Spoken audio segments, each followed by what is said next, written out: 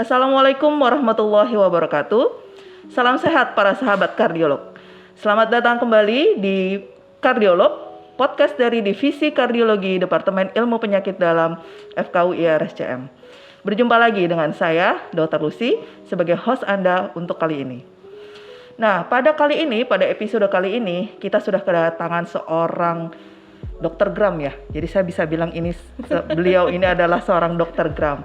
Jadi ada seorang dokter cantik yang telah hadir di tengah-tengah kita, Dr. Wismandari. Beliau adalah dokter penyakit dalam spesialis endokrin, metabolik, dan diabetes yang sangat populer. Jadi sahabat kardiolog pasti pernah melihat beliau seliweran di TV. Ada berbagai macam jenis acara yang beliau sudah pernah menjadi narasumber ya. Nah, Dr. Wismandari, apa kabar dok? Baik, alhamdulillah. Dr. Lucy sehat, alhamdulillah. Jadi Dr. Wisma nih mungkin sahabat kardiolog sudah pernah melihat mukanya walaupun tertutup masker ya. Tapi dokter cantik ini pasti sahabat kardiolog sudah pernah lihatlah di TV atau seliweran ya dok ya. Nggak seliweran itu juga. Depan TV. Lebih sering di RSCM sih dok. Oh iya. Baik. Oke, jadi mungkin Dokter Wisma bisa memperkenalkan diri sedikit dok, mungkin untuk para sahabat kardiolog yang belum pernah atau belum mengenal Dokter Wisma, biar lebih mengenal sebelum kita memulai acara kita hari ini. Baik, terima kasih Dokter Lucy. Ya sebenarnya udah dikenalkan sih tadi ya sama Dokter Lucy ya. Jadi saya ini Wismandari nama panjangnya, saya spesialis penyakit dalam, tapi kita konsultan yang berbeda ya Dokter Lucy ya. Dokter Lucy ke kardio, saya sendiri lebih ke endokrin, metabolik, dan diabetes. Nah, saya kerjanya sama-sama Dr. Lucy, yaitu di RSCM dan juga tentu di FKUI. Saya banyak berkecimpung di bidang pendidikan juga nih Dr. Lucy. Jadi walaupun saya juga pendidikan sama mahasiswa, tapi ternyata saya merasa kurang. Jadi pengen edukasi atau pendidikan sama masyarakat luas juga. Makanya saya mungkin ada di beberapa acara supaya bisa meluaskan info-info mengenai kesehatan yang ternyata masih banyak yang kurang pas di masyarakat gitu Dr. Lucy. Iya, sebagai tambahan ini Dr. Wisma ini ibunya anak-anak ya. Ya, ibunya mahasiswa. Jadi kalau misalnya mahasiswa UI pasti sudah kenal sama Dr. Wismandari ya. Baik, Dr. Wisma, kita mulai saja untuk acara kita hari ini ya. Jadi untuk episode kali ini para sahabat kardiolog, kita akan membahas mengenai deadly duo. Ya Dokter Wisma ya. Serem ya. Deadly duo. Baiklah ya. Kita. Jadi pada hari ini, pada episode kali ini kita akan membahas mengenai deadly duo. Apa sih yang disebut dengan deadly duo? Nah mungkin Dokter Wisma bisa ngasih clue sedikit. Apa sih yang disebut dengan deadly duo dok? Silakan dok. Karena yang bicara itu saya dan Dokter Lucy, deadly duo pada yang saat ini saya udah langsung tahu ini apa maksudnya. Yaitu diabetes dan penyakit jantung gitu ya Dokter Lucy ya. Itu emang deadly duo banget itu. Ya, jadi pada kali ini kita akan membahas mengenai penyakit yang disebut dengan diabetes mellitus dan penyakit jantung koroner ya. Jadi penyakit diabetes mellitus atau yang disebut dengan sakit gula deh ya dok ya. Kalau misalnya orang awam bilangnya sakit gula. Ya, betul. Darah saya manis dok. Ya. Oh, jadi nggak cuma muka aja yang manis ya? Enggak, sayangnya enggak. Kalau dibilang manis kita mesti tanya dulu apa maksudnya nih. Kalau muka nggak apa-apa ya. Ya baik. Oke, mungkin untuk sebagai awal, Dokter Wisma bisa ngasih insight dulu nggak dok? Jadi kira-kira yang disebut dengan diabetes mellitus atau sakit gula itu apa sih sebelum kita nanti lebih dalam lagi dok? Baik, terima kasih Dokter Lucy. Jadi kencing manis atau diabetes atau sakit gula itu sama semua sebenarnya ya. Jadi kalau Anda sudah dibilangin sama dokternya, ibu nih kencing manis, nah itu maksudnya adalah diabetes mellitus. Sebenarnya ini suatu penyakit kronik nih Dokter Lucy. Kita catat dulu kronik, artinya itu penyakit menahun. Penyakit yang memang bukan sesaat terus sembuh kayak sakit tenggorokan gitu, bukan ya. Ini penyakit kronik yang ditandai dengan adanya peningkatan kadar gula darah ya. Peningkatan kadar gula darahnya kita bisa lihat dari beberapa parameter laboratorium. Misalnya dari gula darah puasa. Nah itu ada angkanya, yaitu di atas 126. Kemudian juga dari gula darah sewaktu atau dari gula darah habis makan. Itu di atas 200. Ada juga menggunakan parameter laboratorium yang lebih agak susah ya, yaitu HbA1c. Itu di atas 6,5. Kemudian ada juga menggunakan tes tertentu, yaitu dengan menggunakan tes toleransi glukosa oral. Nah semua itu intinya pokoknya kalau di atas angka yang sudah ditentukan cut off-nya, itu disebut sebagai diabetes Oke, gitu. baik. Jadi yang menderita diabetes itu bisa semua orang nggak, Dok? Maksudnya apa cuma orang yang sudah berumur tua gitu, di atas Ya. 50 tahun atau mungkin yang usia muda atau anak-anak bisa kena diabetes nggak, Dok? Ya, jadi kalau zaman dulu nih diabetes itu untuk usia-usia 60 ke atas gitu, yang udah sepuh-sepuh gitu ya. Tapi sekarang ternyata makin muda tuh yang terkena diabetes itu, bahkan ada yang SD pun ada. Kita bicara diabetes tipe 2 ya. Maaf, mungkin kita agak mundur sedikit boleh ya Dokter Usi ya? Boleh, silakan, Diabetes kita tuh ada 4, ada 4 tipe. Tipe pertama adalah diabetes tipe 1. Nah, itu tipe yang dari lahir. Jadi yang kena tuh dari kecil ya, dari anak-anak banget sampai dia dewasa ya, namanya tipe 1. Dia tidak punya insulin. Jadi dari pertama kali itu diagnosis dia sudah menggunakan insulin dari luar. Kemudian yang kedua adalah diabetes tipe 2. Diabetes tipe 2 ini adalah diabetes yang punya insulin, tapi insulinnya nggak bisa kerja dengan baik. Nah, itu pada orang dewasa. Nah, yang kayak gini nih, yang paling banyak kan kayak gini, 90% tuh diabetes tipe 2 ya, Dok. Itu sayangnya dulu tuh yang usia lanjut, sekarang kok makin muda yang kena. Jadi kita hati-hati nih kalau pada usia SMP, SMA, ini tipe 1 atau tipe 2 nih gitu. Karena apa? Karena makin kesini orang-orang makin banyak yang gemuk atau obesitas, sehingga makin mudah terjadi diabetes. Kita lanjut dulu sama tipe ya.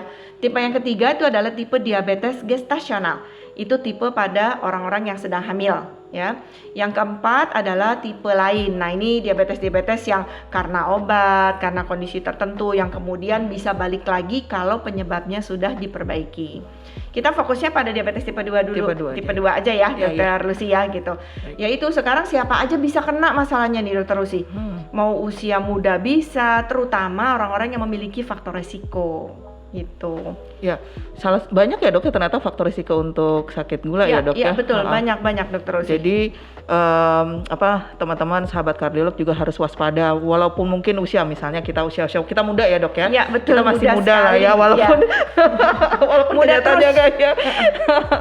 Ya, jadi pada usia-usia tertentu mungkin sekitar 40 tahun kita udah mulai aware, apalagi sekarang kan sudah banyak medical check up ya, Dok ya. Iya. Jadi sangat penting medical check up juga kita lakukan pada usia-usia ya belum 50 lah, 40 gitu juga kita sudah harus sering melakukan medical check up agar kita mengetahui ya apakah kita menderita penyakit-penyakit tertentu, apalagi kalau kita memiliki faktor risiko misalnya dari orang tua gitu, Dok. Misalnya dari orang tuanya ada diabetes, anaknya pasti diabetes nggak, Dok? Enggak juga. Jadi gini, kita mungkin teman-teman supaya sadar penuh punya faktor risiko ini atau tidak, kita sebutin aja ya, Dokter Lucy ya. Boleh.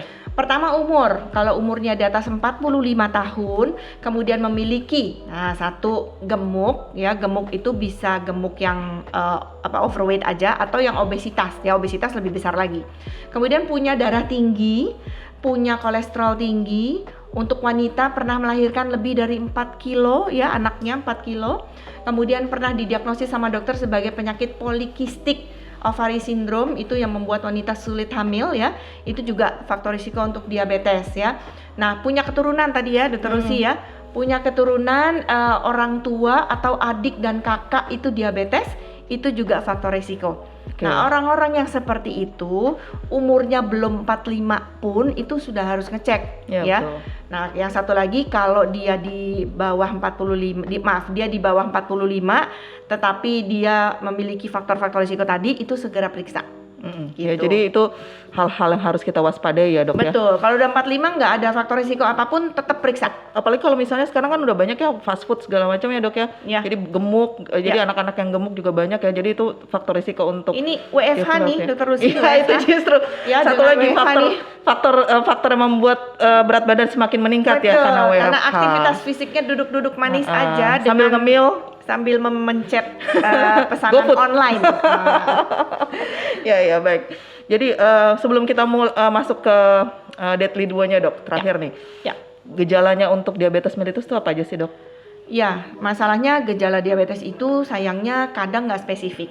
Kalau punya yang spesifik 4 ini sih gampang, yaitu kencing terus, kemudian lapar terus, dan haus terus, disertai dengan berat badan turun yang tidak jelas penyebabnya. Jadi bukan karena diet, Dokter Lucy, tapi turun aja gitu ya. Nah, kalau ada 4 hal ini, itu kita dengan mudah nih kayaknya diabetes. Tapi masalahnya kadang-kadang gejalanya nggak jelas nih, Dokter Lucy, atau bahkan nggak ada gejala sama sekali juga ada. Misalnya cuman gatel gitu ya. Kemudian juga maaf kalau wanita ada keputihan gitu, kalau laki-laki disfungsi ereksi gitu ya. Kemudian matanya burem-burem gitu, kebas-kebas atau kesemutan, itu kan nggak khas ya. Betul. Gitu. Yang kayak gitu lebih susah memang. Tapi kalau yang tadi ada 4 tadi tuh kita sebutnya 3P ya, poliuri jadi pipis terus, polifagi lapar terus, dan polidipsi haus terus sama beratnya turun. Nah itu curiga langsung deh. Oh, kalau kita lapar terus ya dok ya? Lapar terus, lapar mata juga Lapar ya mata. kadang-kadang. Atau lapar pencet GoFood. Pengen pencet aja.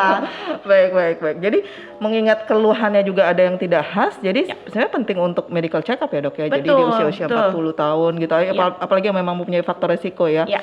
Artinya kita jangan cuma tenang-tenang aja, terus makan aja apa aja, saya nggak sakit gula kok, gula saya bagus gitu misalnya ya, tanpa kita tahu sebenarnya ya. Ya. Baik. Kemudian gini dok, jadi untuk episode ini kita membahas mengenai deadly duo. Ya. Deadly Wisma dan Lucy. Deadly duo. Iya, deadly duo. Baik. Jadi sebenarnya diabetes mellitus itu ada komplikasinya nggak dok? Jadi kalau udah saya sakit, ya. Kalau misalnya sakit diabetes mellitus, itu ada komplikasinya nggak? Misalnya akan jadi sakit apa gitu di depannya dok? Iya. Ya itu dia yang membuat para masyarakat ini kadang enggan berobat karena diabetes. Karena diabetesnya sendiri tadi ya nggak terlalu banyak gejala, nggak selalu ada gejala maksudnya, nggak selalu ada gejala, dan dia diabetesnya saja tidak membuat orang meninggal. Yang bikin meninggal itu komplikasinya gitu ya. Nah komplikasinya ini kita bagi dua. Ada komplikasi yang membuat menjadi cacat ya, menimbulkan kecacatan. Ada lagi satu lagi komplikasi yang menimbulkan kematian. Dua-duanya nggak mau tentu ya gitu. Nah yang menimbulkan kematian ini paling besar sih tadi kita sebut deadly 2, yaitu kardiovaskular, yaitu penyakit jantung dan stroke. Itu yang paling sering membuat pasien-pasien diabetes kita itu meninggal gitu. Oke, baik. Nah, kita masuk nih dok ke kardiovaskular ya. Diabetes mellitus dan kardiovaskular. Sebenarnya bagaimana sih dok kok dari diabetes bisa sakit jantung? Kan itu dua hal yang berbeda nih. Kenapa ya kok orang sakit diabetes bisa sakit jantung gitu? Mungkin teman-teman atau sahabat kardiolog mau tahu dok kira-kira. Oke, baik. Jadi kalau orang-orang dengan diabetes, kita harus langsung screening ya, atau melihat apakah ada sakit jantungnya. Kebalikannya juga gitu Dr. Lucy. Kalau ada orang sakit jantung, cepat buru-buru di screening adakah peningkatan gula darah. Yang sebenarnya kalau melihat jalannya sih diabetes dulu, kemudian menyebabkan komplikasi kardiovaskular ya.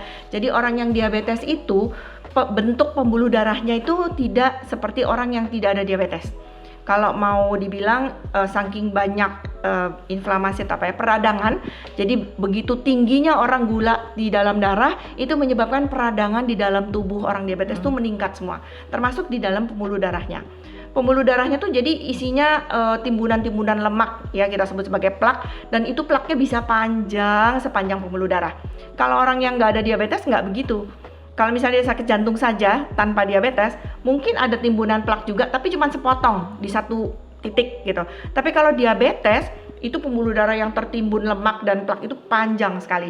Dan itu menyulitkan teman-teman seperti Dr. Lucy itu menangani pasien diabetes dengan serangan jantung. Lebih susah ya Dr. Lucy ya? Iya, betul. Kayak gitu. Ya, jadi sebenarnya kalau misalnya ada seseorang menderita sakit gula atau diabetes mellitus, setelah itu berapa lama dok bisa develop atau misalnya bisa menderita penyakit jantung? Apakah misalnya ada seseorang usia 50 tahun gitu ya, ketahuan nih, baru ketahuan dok saya diabetes ternyata, terus udah dicek nih dok ternyata nggak ada apa-apa gitu misalnya, jantungnya masih dalam batas normal gitu, kira-kira berapa lama lagi ke depan dok bakalan menderita sakit jantung gitu? Oke, baik.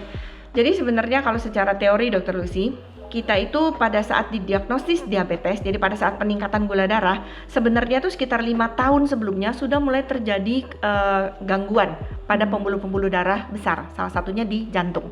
Sedangkan kalau pembuluh darah yang kecil-kecil itu mulai ada gangguan pada saat gula mulai naik seterusnya gitu. Jadi jangan salah, begitu gula naik tuh sebenarnya sebelumnya udah ada tuh Dr. Lucy, udah mulai ada kelainan ya. Nah kalau pembuluh darah kecil tuh misalnya di mata, di ginjal, itu baru terjadi pada saat gulanya baru naik. Tapi itu secara teori ya. Tadi yang dokter Lucy bilang udah didiagnosis tapi ternyata nggak ada kelainan jantung nih, udah di screening sama dokter Lucy dan kawan-kawan aman gitu ya. Nah yang model seperti itu kita tetap harus cek ulang lagi 1-2 tahun kemudian. Paling tidak yang paling gampang mungkin EKG mungkin ya dokter Lucy ya. Itu harus diulang 1-2 tahun sekali gitu. Iya. Ya, jadi pada pasien-pasien diabetes ini juga kita harus lebih note ya dalam konteks kalau sudah develop atau sudah menderita diabetes mellitus, kita harus lebih waspada nih kemungkinan penyakit jantung koroner di depan lebih besar gitu ya. Betul sekali. Artinya kalau pasien bilang saya diabetes tapi saya udah dievaluasi dok, ternyata normal semuanya jantung saya, bukan berarti itu sesuatu hal yang baik gitu ya, tapi kita tetap harus aware, harus tetap diobati ya diabetesnya. Yang paling susah itu di diabetes itu tuh kontrol makan ya dok ya sebenarnya ya.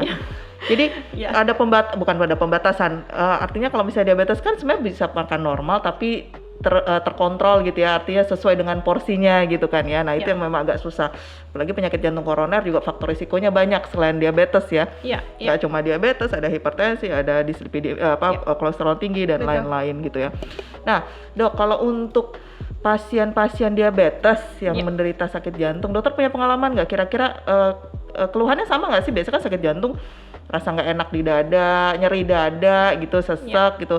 Kira-kira sama nggak sih dok gejalanya pasien yang dengan diabetes gitu? Ya itu juga merupakan suatu hal yang harus diketahui para kardiolog, sahabat kardiolog ya. Jadi kalau sakit jantungnya orang yang nggak ada diabetes tuh nyeri dada hebat gitu ya. Itu jelas di kiri menjalar ke belakang, itu gampang kalau udah kayak gitu ya. Teman-teman kayaknya sambil merem langsung bisa diagnosis ya gitu. Masalahnya kalau diabetes, lagi-lagi makanya diabetes ini spesial ya. Keluhannya juga spesial. Spesialnya apa? Kadang nggak ada keluhan dokter Lucy. Ya, jadi kita bisa tiba-tiba ada pasien misalnya datang dengan sesak nafas karena misalnya ada radang paru gitu ya. Tapi ternyata begitu ngeliat EKG-nya, loh ini serangan jantung gitu. Karena gejalanya nggak khas. Bisa nyeri dada seperti orang yang bukan diabetes, bisa juga cuman ngerasa mual aja, bisa ngerasa sesaknya lebih dominan. Jadi ada beberapa gejala yang memang kita awalnya mungkin nggak akan nyangka bahwa itu serangan jantung gitu. Memang beda dok, karena dia ada suatu komplikasi yang mungkin tadi belum disebutkan ke saraf. Jadi dia tidak bisa merasakan nyeri dengan betul tuh, itu sangat sering terjadi. Iya betul. Ya memang dalam praktek klinis sehari-harinya sering kita temukan seperti itu dokter Wisma. Jadi kalau misalnya pasien serangan jantung kadang-kadang cuma datangnya dengan rasa nggak enak di dada gitu. Betul. Padahal mungkin dengan gambaran EKG seperti itu pada pasien yang tidak sakit gula udah nyeri dada hebat mungkin gitu. Betul. Jadi sahabat kardiolog mungkin harus lebih aware, harus lebih hati-hati.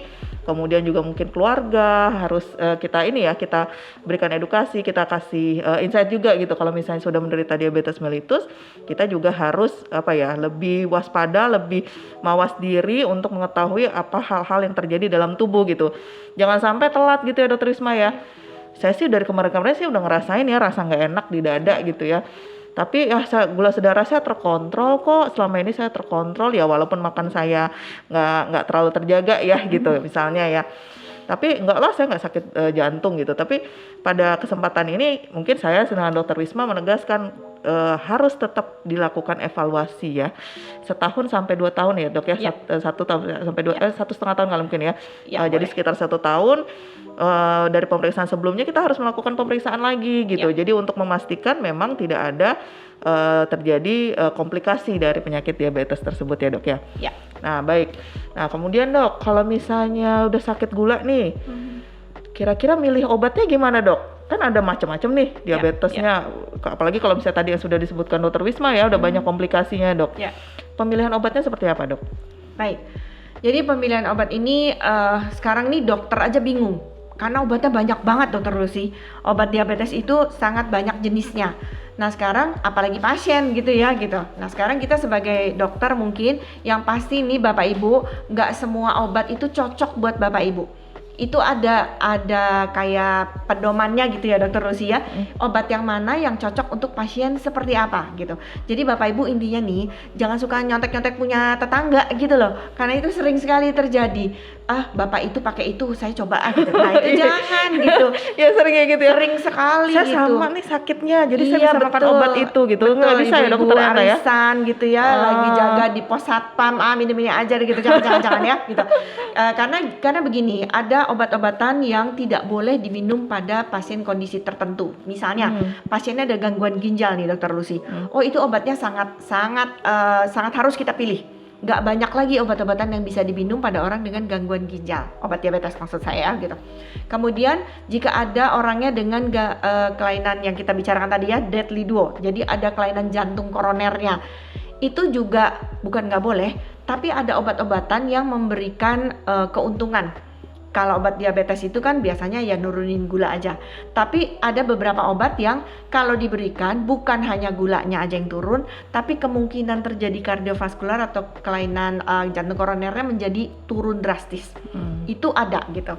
Jadi ada pertimbangan-pertimbangan khusus yang kita berikan pada kondisi tertentu. Pasien geriatri, pasien lansia itu juga hati-hati tuh dokter Rusi. Jangan sampai gulanya melorot, turun ya, hipoglikemi namanya kalau gula terlalu rendah. Tetapi si pasien karena sudah usia lanjut tidak merasa bahwa beliau itu sedang dalam kondisi gula rendah. Artinya jangan kasih obat yang terlalu agresif, jangan turunin terlalu jauh gitu. Artinya jadi pertimbangannya banyak nih. Iya, jadi ada seninya ya dok ya, Ya, untuk betul. memilih obat Ya. Untuk diabetes ya. Ya. Karena kalau misalnya jadi saat kita mungkin dua orang yang sama diabetes, obatnya bisa berbeda jauh gitu. Betul sekali. Ya, Betul. ataupun misalnya dosisnya obatnya sama tapi mungkin dosisnya berbeda ya dok ya, Betul tergantung sekali. dari kadar gula yang dimiliki oleh pasien tersebut. Ya. Artinya sahabat kardiolog jangan lupa kalau misalnya memang sudah menderita diabetes mellitus atau keluarganya gitu ya, jangan kalau menurut saya jangan sungkan untuk konsultasi dengan dokter, karena apapun yang rekomendasikan dokter sudah melalui pertimbangan-pertimbangan yang berdasarkan bukti ilmiah terbaru ya dokter Wisma ya. Ya, betul. Jadi mungkin akan dilihat tuh nanti di screening dulu ya dokter Wisma ya. Jadi udah sakit gula dilihat dulu ada komplikasi-komplikasi apa, nanti pilihan obatnya apa. Jadi ya kita sebutnya art ya dokter Wisma ya.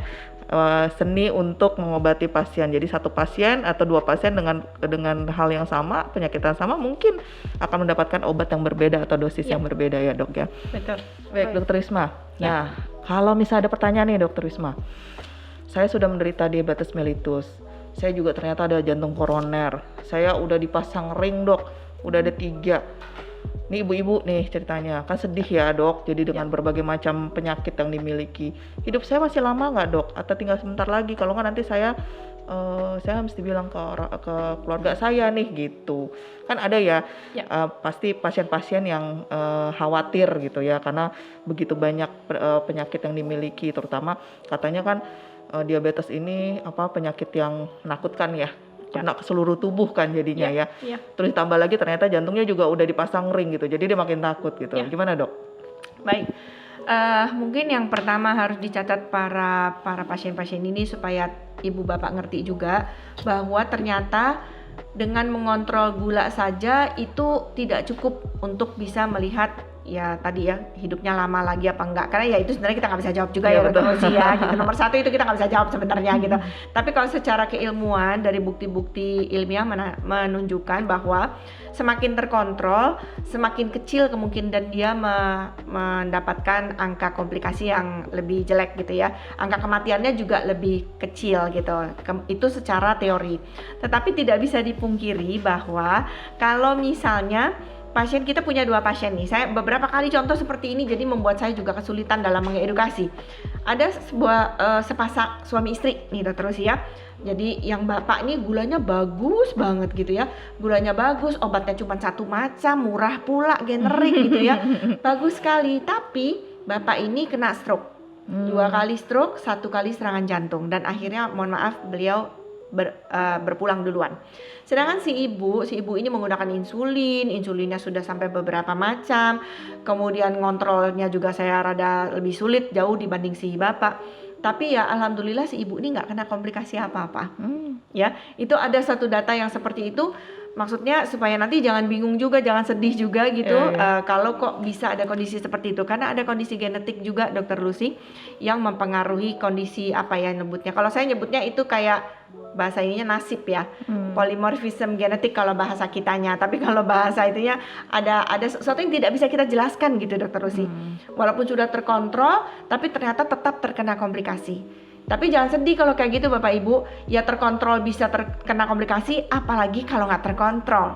Ya, betul, Ya Dok. gitu ya. Jadi kalau ditanya berapa lama lagi, ya tentunya makin banyak komplikasinya, kemungkinan untuk ke arah kecacatan maupun kematian memang lebih besar. Tetapi ternyata banyak juga orang yang sudah komplikasi macam-macam masih bisa bertahan gitu. Intinya adalah kontrol sebaik mungkin, bukan gulanya aja Dokter Lucy. Tadi Dokter Lucy sebut mereka satu paket ya, gula darah, tekanan darah, dan juga kolesterolnya. 3 itu dikontrol bareng-bareng sehingga apapun ke depannya diusahakan supaya kita dokter nih, supaya komplikasinya tidak terjadi atau paling tidak lebih pelan lah jalannya. Oke, baik Dok. Mungkin terakhir nih Dok, sebelum penutup ya Dok ya, karena kelihatannya sudah cukup banyak yang kita bahas pada hari ini. Baik. Untuk terapi Dok, untuk manajemen lah, bukan terapi ya.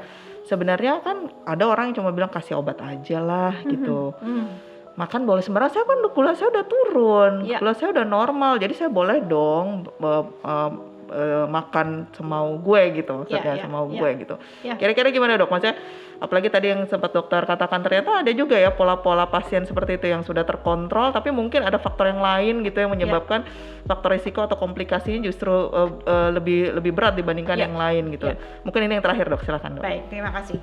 Ada satu hal yang kita mesti sadari bahwa diabetes ini penyakit progresif Dokter Lucy. Artinya penyakit ini diobati atau tidak diobati jalan terus. Ya, jadi kalau kita minum obat bukan berarti dia berhenti di tempat terus tadi boleh makan apa aja, tetap jalan penyakitnya. Cuman kalau diobati dengan baik, jalannya pakai jalur lambat, kena komplikasinya lebih lama gitu. Tapi kalau nggak diobatin, dia lewat jalur cepat, lebih cepat lewat kena tol, komplikasi gitu, lewat tol, benar Dok gitu ya. Jadi intinya nih kita tetap harus mengobati atau mentata laksana diabetesnya. Nah, obat tuh nggak harus obat tablet atau suntik aja loh Dokter Lucy. Kita punya 4 pilar ya. Pertama edukasi, ini yang kita lakukan sekarang, itu bagian dari terapi tuh Dokter Lucy. Kalau nggak ngerti soalnya mau ngobatin apa nih, pasiennya nggak ngerti gitu ya. Yang kedua adalah dari pola makan ya, tadi dokter sudah berkali-kali ya, makannya nggak terkontrol ya, gulanya nggak bagus nanti ya, jadi itu faktor penting. Yang ketiga adalah aktivitas fisik ya, olahraga itu harus dilakukan. Bapak Ibu coba deh, kalau olahraga gulanya akan turun dengan drastis dan badan menjadi lebih bugar. Yang terakhir baru obat-obatan Dokter Lucy. Nah itu jalannya bareng berempat itu, harus dilakukan bersama-sama setiap saat. Syukur-syukur udah ngelakuin yang nomor 1, 2, 3, obatnya bisa stop, itu mungkin. Tapi yang 1, 2, 3 jangan berhenti. Jadi sebenarnya kalau misalnya udah sakit gula tuh hidupnya jadi lebih sehat ya Dok? Betul. Karena dikontrol ya. Tapi orang tuh gitu kalau udah dicolek, ditegor baru hidup sehat gitu. Susahnya itu. Jadi sebenarnya prinsipnya sebenarnya preventif ya. Kalau misalnya bisa kita cegah. Kalau bisa preventif lebih bagus terutama lagi. untuk yang diabetes tipe 2 ya Dok ya, dengan berbagai macam faktor resiko, kalau bisa kita cegah akan lebih baik lagi gitu ya. Tapi kalau misalnya sudah menderita, ya berarti hidup sehat lah salah satu kuncinya ya Dok ya. Menjalani hidup yang sehat. Nggak menderita kok Dokter Lucy. Iya, menderita menyandang ya. Nggak menderita. Karena nggak boleh ya Dok ya. Iya, orangnya santai-santai aja, bisa hidup sehat kok, tenang aja. Baik, oke. Terima kasih Dokter Wisma, sudah banyak hal yang kita bahas pada hari ini mengenai deadly duo ya, terutama kita akan lebih fokus membahas mengenai diabetes mellitus. Nah, mungkin ada hal-hal yang perlu disampaikan ke sahabat kardiolog Dokter Wisma? Baik. Terima kasih Dokter Lucy, terima kasih sudah diundang sini. Jadi Bapak Ibu, mengenai diabetes ini adalah suatu penyakit kronik. Akan sangat baik jika Bapak Ibu bisa mencegah terdiagnosis sebagai diabetes ya, dicegah jangan sampai kena. Tetapi kalau sudah terkena diabetes, itu pun tidak apa-apa Bapak Ibu, masih bisa ditangani dengan baik dan Bapak Ibu masih bisa hidup sehat. Caranya tadi dengan melakukan 4 pilar ya. Pertama, edukasi. Yang kedua, pola makan yang baik. Yang ketiga adalah dengan olahraga teratur. Yang keempat baru obat-obatan jika diperlukan. Lakukan itu terus secara continue ya, terus menerus. Nanti kalau hasilnya baik atau tidak tentunya harus dikontrol dengan dokter. Baik, terima kasih Dr. Risma.